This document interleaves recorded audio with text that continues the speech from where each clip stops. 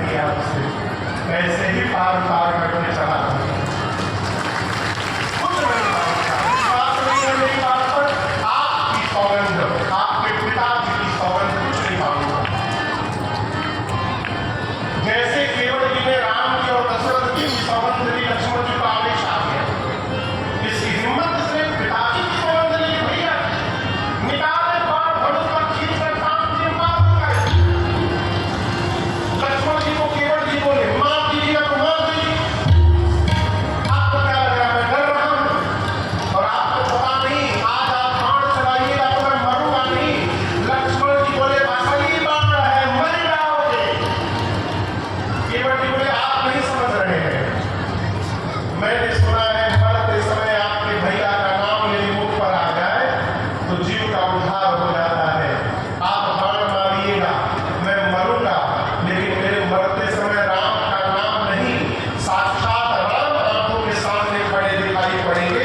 ऐसी मृत्यु किसी को नहीं मिलती। मरते समय सुना हो मुख में गंगा जल जाना चाहिए। हमारा लड़का तो घर में गंगा जल पी दिया है, लेकिन आप टेंशन मत लीजिए, आप बाण मारिए, बाण लगते सीधे गंगे जी में फूटूंगा। 2-4 बूंद नहीं, तब तक पीऊंगा जब तक मर ही न जाऊं। ऐसा कैसी मृत्यु किसी को नहीं मिलने वाली है। अब तुरंत हमारी हम मरने को तैयार है। लक्ष्मण जी राम जी से बोले भैया तो बड़ा ज्ञानी है, ये मारने लायक नहीं है। लक्ष्मण जी बाण पीछे रख लिए।